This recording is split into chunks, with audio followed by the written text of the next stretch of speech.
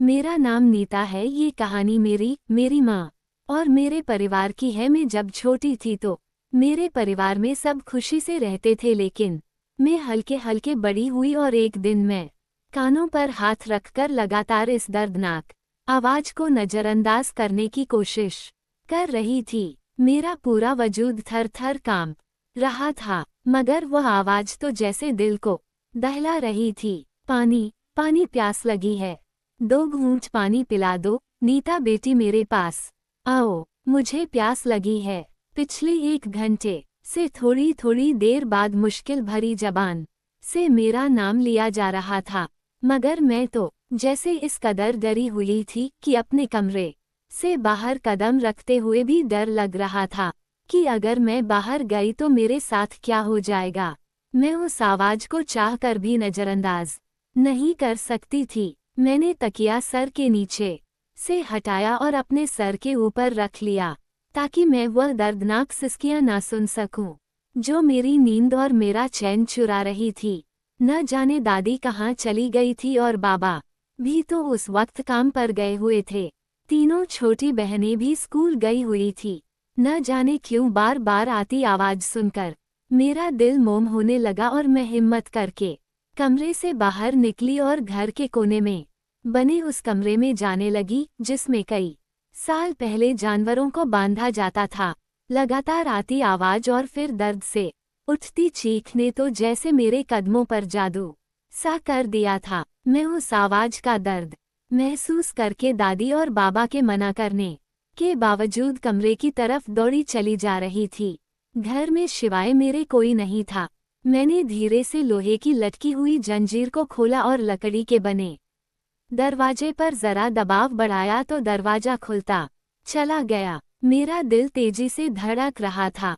जैसे ही दरवाजा खुला, सामने मेरी माँ नींद में दीवार की टेक लगाए बैठी आंखें मूंद कर पानी मांग रही थी। बिखरे बाल, पीला जर्द रंग, आंखों के नीचे गहरे गहरे काले, हल्के चेहरे पर जब दरवाजा खुलने से रोशनी पड़ी तो माँ ने आंखें मसल कर खोलते हुए मेरी तरफ देखा। मुझे अपने सामने देखकर उनके चेहरे पर मुश्किल से मुस्कुराहट फैली थी, मगर एक बेजान सी मुस्कुराहट थी। चेहरा पूरी तरह खून से तर था, मगर यूं लगता था जैसे खून अब उनके चेहरे पर सूख चुका हो। इनके मुस्कुराने से वो काफी खौफनाक लग रही थी। रीढ़ की हड्डी में सनसनी सी दौड़ी थी। अगर दादी का कहा सच हुआ तो माँ में अभी भी कोई चुड़ैल हुई तो वो मुझे कच्चा चबा जाएगी। मेरा दिल जोर से धड़का था। पहले तो जी चाहा कमरे से बाहर चली जाऊं, मगर उसके बावजूद मुझे माँ की हालत देखकर उन पर तरस आ रहा था। क्या से क्या हालत हो चुकी थी उनकी। मेरे अंदर से एक आवाज आई तो मैं बगैर कुछ भी सोचे फौरन पानी का गिलास भरकर ले आई ताकि माँ को पानी पिला सकूं। उनके पास जाते हुए मुझे डर भी लग रहा था, कहीं वह मुझे नुकसान न पहुंचा जाए। यह आज पहली बार नहीं हुआ था। पिछले 8 दिनों से मेरी माँ के साथ यही सब होता रहा था। मैं उन तक पहुंची तो वह बिल्कुल नॉर्मल थी। पानी देखकर फौरन आगे को बढ़ने लगी। शायद बहुत प्यास लगी थी उन्हें। मैंने डरते डरते माँ को सहारा देकर उठाया और पानी का गिलास उनके लबों से लगा दिया। उनका वजूद कपकपा रहा था, वह तेजी से सांस ले रही थी। मैंने उनको थामकर पानी पिलाया तो कपकपी की वजह से चंद घूंट ही उनके हलक से नीचे उतर पाए थे। बाकी सारा पानी तो मेरे कपड़ों पर गिर चुका था। मेरा खौफ अब काफी हद तक कम हो चुका था। मुझे अपनी माँ की हालत देखकर रोना आ रहा था। मेरी माँ ऐसी तो ना थी जैसे मेरे बाबा और दादी ने उनके हालत कर दी थे। मेरी सिसकी बढ़ने लगी तो माँ ने बमुश्किल गर्दन फेरकर मेरी तरफ देखा। उनके लिए तो इस वक्त गर्दन घुमाकर मेरी तरफ रुख करना भी सबसे दुश्वार काम था। उनके गले पर रस्सियों के निशान थे। आज जिस तरह दादी ने माँ के गले में तंग रस्सी बांधकर उन्हें बांधा था, उसके बाद माँ की गर्दन पर जख्म हो चुके थे। वो हकलाते हुए मुझे शून्य आधे अधूरे शब्दों में कहने लगी कि मेरी बच्ची रोना नहीं, मैं बिल्कुल ठीक हूँ। कैसी माँ थी वो इस हालत में भी कह रही थी। कि ठीक है। मेरा दिल उनकी हालत देखकर किसी परिंदे की तरह तड़पा था। उनके घने लंबे बाल जो उनकी कमर तक आते थे, आज दादी ने उन्हें कोयलों पर रखकर जला डाले थे। अभी तक उनके बालों से जलने की बुआ रही थी जो जलकर बेढंगे तरीके से उनकी गर्दन तक आ चुके थे। उनकी सफेद दूध सी रंगत अब सफेद नहीं रही थी। उन 8 दिनों में उनका चेहरा नील के निशानों से सांवला हो चुका था। उनका जिस्म दर्द और जख्मों से चूर था। वजूद में कपकपी जारी थी और फिर भी वह कह रही थी कि वह ठीक है। मैं सिसककर उनके गले लगकर रो पड़ी थी। आज बड़ी मुश्किल से माँ से मिलने का मौका हाथ आया था, वरना दादी मुझे माँ के करीब भी भटकने नहीं देती थी। दादी का कहना था कि माँ पर एक चुड़ैल का साया है, मगर आज जब माँ के पास आई तो मुझे ऐसा कुछ भी महसूस नहीं हुआ था। मुझे लगा शायद दादी ने जो कुछ बोला वह झूठ था, और या फिर वह चुड़ैल माँ के शरीर को छोड़कर जा चुकी है और अब माँ बिल्कुल ठीक हो गई है। यही सोचते हुए मैं गिलास रखने के लिए जाने लगी तो माँ ने फौरन मुझे पकड़कर वापस खींच लिया। मैं बौखलाकर पलटी और माँ के करीब जा गिरी, मगर जब नजर माँ के चेहरे पर पड़ी तो एक चीख मेरे हलक से निकली, क्योंकि माँ का चेहरा बहुत बुरी शक्ल में बदल चुका था। दरअसल मेरी दादी को पोते की ख्वाहिश थी और हम चारों बहनें ही थी। मैंने जब से होश संभाली थी दादी को यही ताना माँ को देते देखा था कि मनहूस औरत मुझे पोता भी नहीं दे सकी। मेरी माँ की जबान पर हर वक्त एक चुप्पी रहती थी। वह चुपचाप घर के काम करती रहती थी। बात सिर्फ दादी की नहीं थी, बाबा का व्यवहार भी माँ से बहुत सख्त था। वह बात बात पर माँ से लड़ते झगड़ते थे और गालियाँ बकते रहते थे। ये बात यहीं तक सीमित नहीं थी, अब तो माँ बेटा माँ पर जुल्म के पहाड़ तोड़ते रहते थे। एक बार मैं गहरी नींद सो रही थी जब कानों में चीख की आवाजें आने लगी। पहले तो लगा शायद ख्वाब सा है, मगर जब अपने करीब से छोटी बहन की सिसकियों की आवाज सुनी तो फौरन जागने लगी।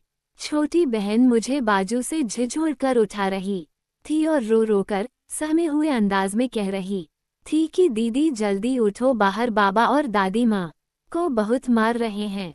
माँ दर्द से चीख रही है। दादी मेरी बात नहीं सुन रही, तुम ही उठकर उन्हें रोको। छोटी बहन बहुत ज्यादा डरी हुई थी, उसके आंसू उसके गाल पर बह रहे थे। मैं फौरन उठी और दिमाग को नींद से जगाते हुए उसकी कही बातों को समझने की कोशिश करने लगी। माँ की लगातार सिसकने की आवाजें आ रही थी। वह रो रो कर कह रही थी कि महेश क्या करने लगे हो मेरे साथ? आखिर मैंने क्या किया है? मेरा कसूर क्या है? मेरी गलती क्या है? क्यों मुझे तुम लोग मारते रहते हो? मत बांधो मुझे, मुझ पर ऐसा जुल्म मत करो। भगवान के कहर से डरो। माँ की आंगन से आती आवाजों ने मेरा दिल दहला कर रख दिया था। मैं शायद अभी भी नींद में थी, इसलिए चक्कर से आने लगे, मगर उसके बावजूद फौरन उठी और भागकर कमरे से निकलती हुई आंगन में पहुंची। जैसे ही मैंने आंगन में कदम रखा तो सामने का मंजर देखकर मेरे होश उड़ गए। मेरी माँ को दादी और बाबा ने चारपाई पर बांध रखा था। उनके हाथ पैर चारपाई पर रस्सियों से बांधे हुए थे। दादी ने माँ के मुंह पर एक के बाद एक ना जाने कितने थप्पड़ मारे थे। उनका चेहरा सुर्ख हो चुका था। दादी के हाथों के निशान उनके चेहरे पर बन चुके थे। मैं फौरन दादी के पास गई और उन्हें रोकने लगी। आखिर वह माँ के साथ ऐसा क्यों कर रही थी, मैं कुछ समझ ना सकी। मगर तभी बाबा ने तो हद ही पार कर दी। एक मोटा डंडा हाथ में उठाया और गुस्से से आग बबूला होकर माँ पर डंडे बरसाने शुरू कर दिए। माँ दर्द से बिलबिला उठी, उनकी चीखें आसमान तक पहुँच रही थी। मेरे तो हाथ पांव कांपने लगे थे। मैं अपनी जगह पर खड़ी होकर चीखने लगी थी। मैं तुरंत भागकर उन तक पहुंची और बाबा के हाथ से डंडा छीनने लगी, मगर बाबा ने मुझे तुरंत पीछे हटा दिया और एक बार फिर माँ की टांगों पर डंडे बरसाने लगे। माँ तो बेहोशी की हालत में हो चुकी थी। बाबा ने माँ को इतना मारा कि बाबा खुद भी माँ को मार मार कर थक गए थे। दादी माँ सिराहने खड़ी बाबा को और ज्यादा भड़कते हुए कह रही थी कि और मारो इसे और मारो, इतना मारो कि इसके अंदर की सारी बलाएं बाहर निकल आए। मुझे यह मंजर समझ में नहीं आ रहा था कि आखिर क्या गलती थी मेरी माँ की, जो सुबह सवेरे बाबा और दादी माँ को इस कदर मार रहे थे। माँ के चेहरे और टांगों से खून रिसने लगा था। मैं फौरन माँ के पास जाने लगी तो दादी मुझे बाजू से पकड़कर दूर फेंक दिया और बोली कि खबरदार, जो माँ के पास गई तो तुम्हारी माँ को चुड़ैल छिपी हुई है जिसको निकालना बहुत जरूरी है, वरना हम सबकी जान को खतरा हो सकता है। दादी की बात सुनकर मेरे होश उड़ चुके थे। मैंने एक नज़र माँ को देखा और फिर रोते हुए दादी को मैं बोली कि ऐसा कुछ नहीं है, मेरी माँ बिल्कुल ठीक है। मगर दादी गुस्से से बोली कि तू बड़ी है या मैं बेहतर जानती हूँ क्या सही है और क्या गलत है। अगर इस हालत में तू अपनी माँ के पास गई तो तुझे भी अपने जैसा बना देगी। बाबा भी दादी का फेवर करते हुए मुझे माँ से दूर करने लगे और फिर कमरे में भेजकर दरवाजा बंद कर दिया। मैं और मेरी छोटी तीनों बहन माँ की यह हालत देखकर रो रही थी। मुझे ये बात समझ नहीं आ रही थी कि आखिर अचानक बाबा को क्या हो गया था जो वह माँ के साथ ऐसा व्यवहार कर रहे थे। कल तक तो सब कुछ ठीक था। मेरी माँ बेहद खूबसूरत थी। मुझे याद है कि जब मैं छोटी थी तो बाबा माँ का बहुत ख्याल रखते थे। दोनों आपस में खुश भी रहते थे। मगर यह बात मेरी दादी से बर्दाश्त नहीं होती थी। वो हर वक्त माँ के खिलाफ बाबा के कान भरती रहती। पहले पहल तो बाबा नजर अंदाज करते रहते, मगर फिर उनके दिल में भी मेरी माँ के लिए नफरत के जज्बात उभरने लगे। वह पहले तो माँ की बुराई करने लगते, लेकिन फिर एक बार उनको थप्पड़ मार दिया। मेरी माँ को नानी के घर भी जाने नहीं देते थे। किचन में अगर माँ से कोई काम खराब हो जाता तो मेरी दादी माँ की छुटियाँ पकड़कर खींच देती, उन्हें मारने लगती। मेरी माँ रोने लगती, लेकिन दादी को रहम न आता और न ही बाबा को। मैं कमरे की खिड़की से बाहर का मंजर बखूबी देख सकती थी, मगर काश मैं माँ के पास जाकर उनको इस जुल्म से बचा सकती। माँ दर्द से चीखकर बेहाल हो चुकी थी। बाबा माँ को मार मार कर अब डंडा एक तरफ फेंक चुके थे। उसी वक्त दादी किचन में गई और फिर कुछ देर बाद जब बाहर निकली तो उनके हाथ में सुर्ख लाल मिर्चें थी। उन्होंने एक थाली में उन मिर्चों को रखा और फिर जलते हुए अंगारों को उन मिर्ची पर रखकर उसे माँ के सिरहाने रख दिया। माँ जो दर्द के मारे लंबे लंबे सांस ले रही थी, जब मिर्ची का धुआं उनकी सांसों से होता हुआ फेफड़ों तक गया तो वो खांसने लगी। बाबा और दादी ने अपने चेहरे के आगे एक मोटा कपड़ा रख लिया था। मेरी माँ बेचारी खास खास कर बेहाल हो चुकी थी। उनकी आंखें बिल्कुल सुर्ख हो चुकी थी। उनसे तो सांस लेना भी दूभर हो गया था। वह धुआं सीधा उनके चेहरे पर जा रहा था। दादी ने तो जुल्म की आज हद ही पार कर दी थी। मैं रो रोकर हाथ बांधते हुए बाबा और दादी की मिन्नतें कर रही थी कि प्लीज इन्हें छोड़ दें। इनकी गलती क्या है, वह किस गुनाह की सजा दे रहे हैं। माँ को मिर्ची की धूनी देते हुए दादी ने उन पर कुछ पढ़कर फूंक मारनी शुरू कर दी और फिर उसके बाद किसी पानी का छिड़काव करके उन्हें यूं ही पड़ा छोड़ दिया। आज जो कुछ बाबा ने किया था उसके बाद तो मुझे बाबा से बहुत ज्यादा डर लगने लगा था। आखिर वह माँ पर ऐसा जुल्म कैसे कर सकते थे। बाबा मेरे करीब आए और मुझे अपने पास लाकर बोले कि बेटी अब अपनी माँ के करीब बिल्कुल भी मत जाना। उसके अंदर एक चुड़ैल आ चुकी है, वो हम सबके लिए खतरा है। बस जितना हो सके खुद भी उससे दूर रहो और अपनी बहनों को भी माँ से दूर रखो। बाबा की आंखों में सख्ती थी। वो मुझे समझाने के बाद वहां से चले गए और फिर बेहोशी की हालत में दादी और बाबा ने माँ को उठाया और उसे एक पुराने कमरे में छोड़ने चले गए। वो कमरा जिसमें चंद साल पहले दादाजी के जानवर रहा करते थे। वह माँ को वहीं गिराकर खुद बाहर निकल आए और दरवाजे को कुंडी लगा दी। मैं माँ से मिलना चाहती थी, मगर मुझे डरा धमका कर मना कर दिया गया।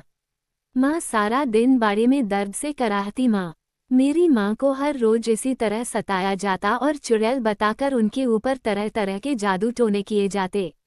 उनका शरीर जवाब दे चुका था और एक दिन वो इन लोगों के कहर से आज़ाद हो गई।